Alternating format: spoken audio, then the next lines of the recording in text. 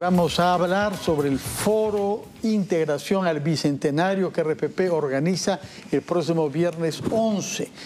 Uno de los temas centrales, una de las 5 mesas a las que se dedicará este foro, lo llamamos un país transitable, porque todos quisiéramos que de aquí al Bicentenario mejoren las condiciones de la circulación, el tráfico y el transporte en nuestras ciudades y en nuestras carreteras.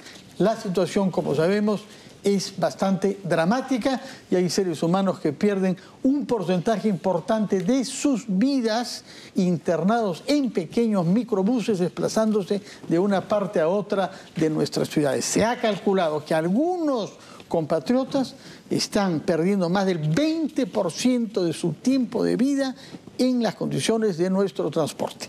Para tener luces sobre este tema y sobre sus soluciones, que es lo que interesa contribuir al foro de RPP, hemos invitado al señor Luis Gutiérrez. Él ha sido viceministro de Transportes hace ya más de 17 años y desde entonces se ha dedicado profesionalmente al tema del transporte y para eso ejerce como secretario técnico de una asociación latinoamericana para una movilidad urbana sostenible, lo que quiere decir que tiene una mirada comparativa entre los 13 países que son miembros de esta asociación, de los cuales lamentablemente el que está peor en esta materia es el Perú.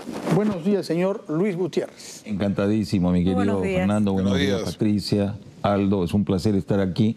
La última vez que estuve aquí fue en septiembre de 2016. Recuerdo. Sí. Díganos una cosa, ¿por qué hemos llegado a ser los peores en América Latina en materia de transporte público y de tráfico urbano? Concretamente por la falta de conciencia de nuestros gobiernos en respecto a este drama.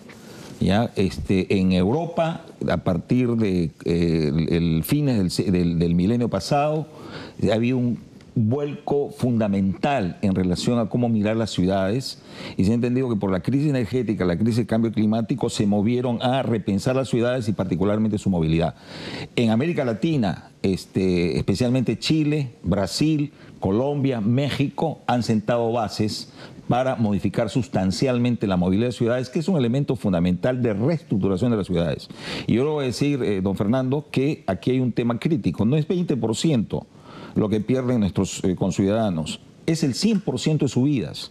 Las cifras que yo tengo de mi asociación con respecto a Perú es que en el Perú se pierden 10.000 vidas al año, vinculadas a la barbarie que tenemos en cuanto a movilidad en las ciudades. Pero ¿cómo saca esas cifras que son 3 veces más elevadas que las cifras oficiales del Estado peruano? Aplico los métodos de la Organización Mundial de la Salud. Correcto. De esas 10.000, el 30% aproximadamente se refieren a los siniestros viales. 45% por ese asesino oculto que se llama contaminación. 45%. O sea, 50% más de las muertes por siniestros viales. Y el resto se refiere a estrés y falta de actividad física. Todas son metodologías de la Organización Mundial de la Salud. Y yo he hecho, por supuesto, que aquí hay que hacer un trabajo a fondo, porque ustedes de muy buena fe en sus campañas dicen nosotros tenemos más muertos en las pistas que lo de que es la seguridad ciudadana. En accidentes de tránsito solamente. Sí. Y mencionan una cifra de más o menos 3.000 y pico que le entrega a la Policía Nacional. Ya se ha visto a través del Observatorio de Movilidad Urbana de América Latina que organiza la CAF, donde trabaja mi amigo Eduardo Vasconcelos, que me dijo a mí, Lucho, mira, cuando la policía recoja las cifras solamente no va más allá del 50-60% de las víctimas reales. Y eso es exactamente lo que pasa en Perú, porque cuando usted hace una regla de 3 simple respecto de las muertes en Colombia, que son 6.800 por este mismo motivo, frente a los 42 millones de habitantes de Colombia, y le aplica ese mismo porcentaje a los 31, 32 millones que tenemos en Perú, nosotros tendríamos muertes en las carreteras y las ciudades y las calles del Perú de alrededor 5.200 a 5.300 muertes, de las cuales más o menos 3.000, 3.200 corresponden a las ciudades. Entonces, corrijamos nuestras cifras, el drama es brutal. Aquí estamos en condiciones de genocidio. Entienda usted también que los medios de comunicación nos tenemos que corregir por cifras oficiales. Ese es nuestro trabajo. Sí. Lo que pasa es que a quien le toca corregir las cifras son a las autoridades. Totalmente de acuerdo. Y sobre la base de proyecciones no podemos trabajar porque digamos ese no es nuestro trabajo, ¿no? No, yo por eso estoy poniendo esas cifras, y no por dramatizar, ¿ya? Sino simplemente por estacionarlas ahí para motivar una reflexión, ¿correcto? Ahora, ¿cómo hemos llegado a esta situación de casi parálisis? Si comparamos el parque automotor del Perú con otros países, no es tan alto. Así es, señor. Las distancias no son tampoco que... No es que la gente se esté movilizando desde la Cochinchina al centro de Lima. O sea, la distancia en kilómetros no es mucho. ¿Por qué estamos tan atorados? La ciudad, bueno, necesita un metro. Una ciudad de 10 millones de habitantes sin un metro es una locura. Pero, ¿qué tenemos que hacer? ¿Por qué estamos en este problema tan serio? ¿La infraestructura es tan deficitaria? Mira, en primer lugar, hay un problema de fondo, como todos sabemos, cultural y de autoridad, ¿no es cierto? O sea, como los peruanos nos manejamos en nuestra vida corriente todos los días, ¿no es cierto? Y lo concreto es que a falta de autoridad, ¿no es cierto?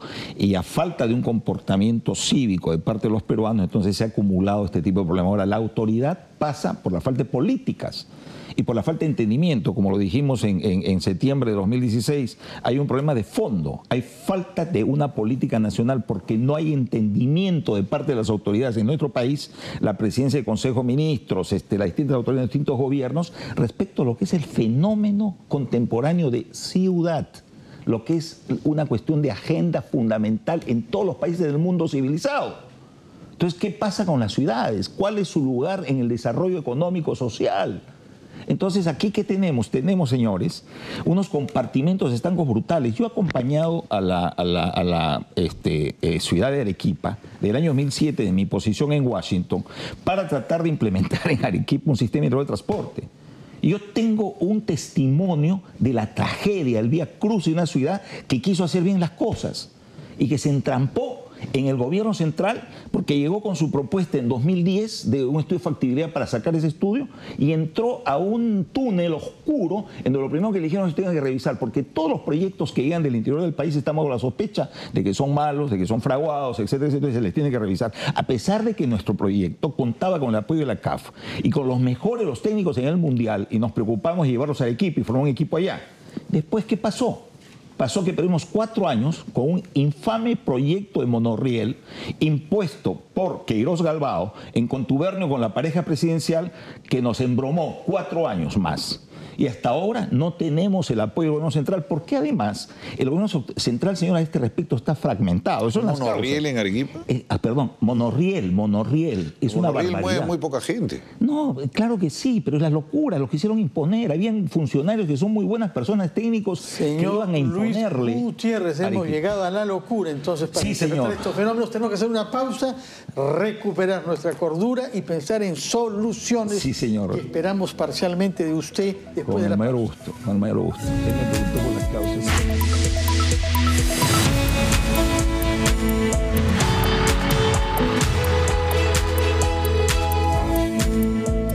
Preparando el primer foro Integración al Bicentenario que el Grupo RPP organiza el viernes próximo, y estamos hablando sobre una de las 5 mesas que conforma ese foro, es decir, queremos un país transitable. Y para eso hemos invitado al señor Luis Gutiérrez, quien es secretario técnico de la Asociación Latinoamericana para una Movilidad Sustentable en las Ciudades. Se nos habló de un caso terrible, el caso de Arequipa, en donde todo un plan integral fue desbaratado en las horcas caudinas de la burocracia de nuestro Estado. Ahora quiero, por favor, que nos diga ejemplos de casos exitosos en algunas ciudades de países miembros de la asociación del cual usted es secretario ejecutivo. Claro, sí, con mayor gusto. El común denominador de los casos exitosos es la presencia del gobierno nacional con políticas nacionales de movilidad, porque la movilidad es un problema nacional.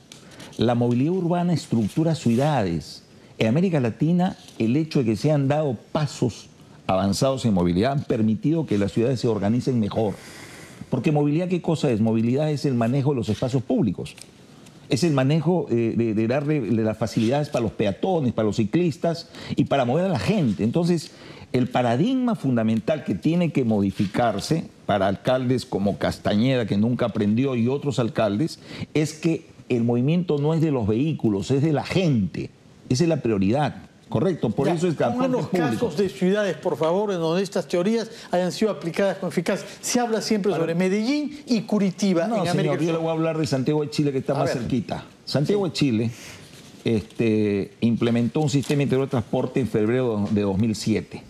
Y fue un Big Bang, ¿no es cierto? Cayó el ministro de Transportes, etcétera, porque el concepto estuvo bien, pero lo implementaron mal, ¿correcto? Después de eso han mejorado significativamente. En el camino, ¿no es cierto?, han estructurado una autoridad que se encarga de la movilidad de toda la ciudad, pero la autoridad solita no sirve sola porque tiene que haber una política nacional. Y esa política nacional está sustentada en un subsidio de 800 millones de dólares al año para Santiago y 800 millones de dólares para el resto de ciudades al año. 1.600 millones de dólares invierten los chilenos para mejorar las condiciones de su movilidad en sus respectivas ciudades. Subsidio quiere decir que los boletos sean más baratos de lo que el mercado decidiría. Así es, señor. Y tienen que ser más baratos porque ellos están comprometidos con una política nacional que se enfoque en las personas, ¿no es cierto?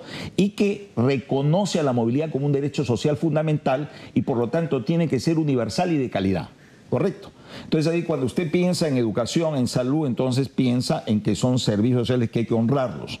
Cuando se habla de subsidios, ¿no es cierto?, se está hablando en honrar. ¿Y por qué tiene que haber subsidio? Fíjense, en Europa, del 47 al 68% del transporte público tiene subsidio. ¿Por qué ellos piensan en esos dos conceptos, calidad y universalidad? Porque están buscando que los que manejan carro privado se pasen al transporte público. Ahora, alguien tiene que pagar el subsidio. Totalmente, señor. ¿Cómo va a pagar el subsidio? La sociedad tiene que asumir la responsabilidad. Mira, esas palabras son preciosas. El país tiene déficit fiscal. ¿Quién va a pagar el subsidio? ¿Con impuesto a la renta, con IGB? No, señor. En primer lugar, fíjese, cuando usted habla de presupuesto, tiene que hablar de prioridades, ¿correcto? Porque cuando habla de prioridades, usted tiene que entender de que la movilidad de una ciudad afecta la vida de las personas.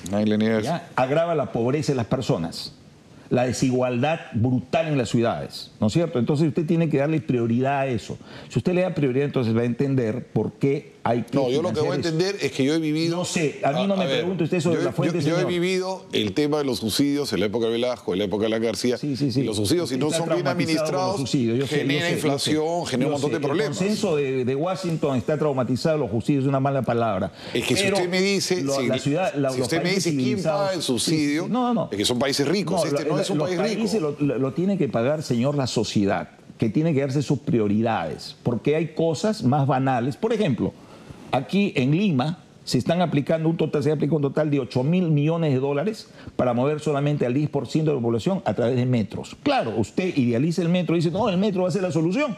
¿No es cierto? Le mete 8.000 millones.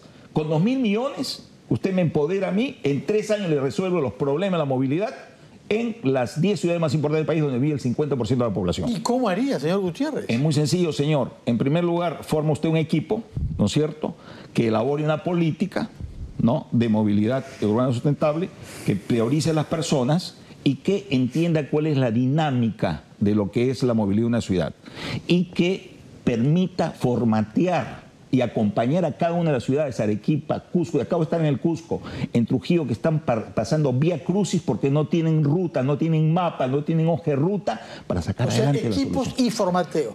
Pero hay que invertir.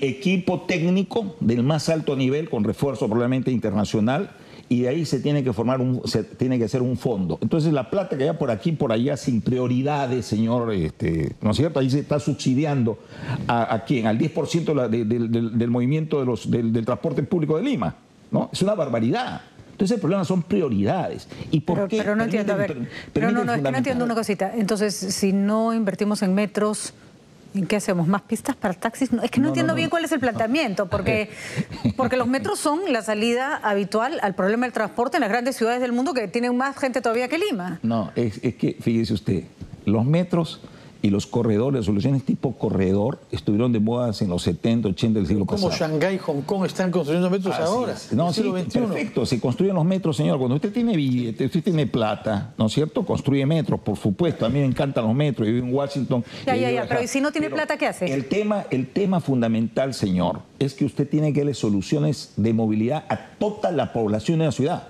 Entonces el concepto es, la estrategia es el sistema integrado de transporte. Pero toda la población, a partir de, pero toda la población no se mueve igual. Pues, o sea, hay personas que van a requerir el metro, otras van a requerir un bus que los acerca más rápido, otras van a usar taxi, otras van a hacer su carro. Eso se llama distribución de los modos de transporte, ¿no? Pero integrados en un sistema de vasos comunicantes. ¿Cuánto tiempo le tomaría a un gobierno? Tres años. Pero usted fue viceministro de Transporte. Sí, señor, yo ayudé, sí, señora, yo ayudé a formular tremendo cambio, porque ayudé a formular la ley de transporte y tránsito, incluso antes de ser viceministro. Esta ley que todavía ahora tiene imperfecciones, yo ayudé a formularla. Pero ¿cuál fue el gran cambio? Si ahora ayudé, antes de eso fui el jefe del proyecto de transporte urbano metropolitano del 96 al 99 y ayudé a formular esos corredores que ahora se discuten. En esa época eso estaba de moda. Correcto. A partir de los primeros momentos del año del nuevo milenio, se ha llegado a la conclusión de que hay que mirar a la ciudad en su conjunto, no los corredorcitos solamente. Y los corredores, las soluciones de los corredores de alta demanda, necesitan soluciones de alto rendimiento, efectivamente, como dice la señora Patricia del Río, pero en el marco de un sistema de vasos comunicantes que sirvan hasta el último vaso capilar. A ver, veamos otros aspectos, señor Gutiérrez. Lima y Callao son la única entidad unida en la práctica geográficamente de América Latina que no tiene una autoridad única. ¿O hay alguna anomalía semejante en otros países de la región? En todas partes. Particularmente en Brasil usted se encuentra con esas dificultades porque ellos no han resuelto el tema de la metropolización de las ciudades. Entonces ellos tienen... Sí, pero no dos ciudades y dos gobiernos regionales diferentes. No, sí tiene. Por ejemplo, Sao Paulo, señor, es terrible. Curitiba también tiene... No, señor, no tiene EMTU. Para la parte regional, Sao Paulo es una mancha metropolitana en donde la ciudad de Sao Paulo tiene una autoridad que se llama SP Trans, Sao Paulo Transportation, de transporte de Sao Paulo, SP Trans. Y alrededor, bajo el dominio del Estado, en lo que resta... Suburbios, sí. Claro, los suburbios está una entidad que se llama Lima con el Callao, porque son homólogas, tienen el mismo estatuto institucional. Acá son continuos también. Usted tiene el problema también en la Ciudad de México. En la Ciudad de México tiene el área metropolitana donde viven 9 millones, ¿no es cierto?, 9 millones de habitantes, pero la ciudad, la mancha urbana es de 20 millones. Y ahí el resto que no está dentro de la ciudad central, alrededor, están bajo el Estado de México, no bajo la Ciudad de México. Entonces, esos problemas de la gestión están planteados en distintas partes con sus particularidades de América Latina. Ahora bien, el tema de la autoridad, resolver el tema de la autoridad es importante, pero no suficiente. Porque si usted genera una autoridad, usted va a tomar 3, 4 años, oiga usted, para solamente resolver el problema de la integración de 4 entidades que está el Protransporte, el Metro, la Dirección General Urbana ¿cómo se llama?, de Lima, del Callao, para juntarlo solamente iba a tener una tortura, no sé quién va a dirigir eso. El problema es tener una política nacional, tener billete, ¿no es cierto?, y hacer la gestión de esa política acompañando a las ciudades con el formateo correspondiente para sacar adelante la solución. ¿Tiene optimismo respecto de la actual administración peruana y del ministro Edmer Trujillo? ¿Lo conoce? Tengo referencia del ministro, nosotros le enviamos su documentación, o sea, permanentemente hemos estado insistiendo. La última acción que tomamos es enviarle a través del congresista Gino Acosta una ayuda a memoria al presidente del Consejo de Ministros, que acaba de estar acá. Y yo le digo que me siento muy frustrado por el hecho de que las ideas básicas de esa ayuda de memoria, que es una política, la formación de un equipo técnico para comenzar a plantear el tema, que acompañe a la elaboración del proceso. Comenzar a plantear el tema. Sí, ¿por qué? Le voy a explicar por qué. Porque para sacar adelante las soluciones usted necesita presupuesto, ¿correcto? Entonces usted tiene que acompañar la formulación del presupuesto del 2019 a partir del 2018. Entonces tiene que elaborar todo el esquema, hacer el análisis costo-beneficio de prioridades en relación de cuánto va a invertir usted y cuánto, ¿no es cierto?, va a tener que disponer paulatinamente de sus recursos globales como sociedad para ver si esto tiene prioridad, ¿no? Y si vale la pena invertir ahí, costo-beneficio, ¿no? Y entonces a partir de eso vamos sacando adelante la solución. O sea, yo tengo la esperanza Voy a tener probablemente ahora con el ministro, hemos quedado y con Gino Costa y reunirnos la próxima semana y ojalá con el presidente también para tratar este tema. Bueno, nos informa, señor Gutiérrez, si logra esa reunión y si de ella salen avances, porque hasta el momento lo que hemos visto son premisas de las premisas. Muchas gracias, señor Gutiérrez, por su presencia. Buenos días y que tenga un buen retorno Fernando. a su país natal. Hacemos una pausa y regresamos con nuestro programa. Muchas gracias.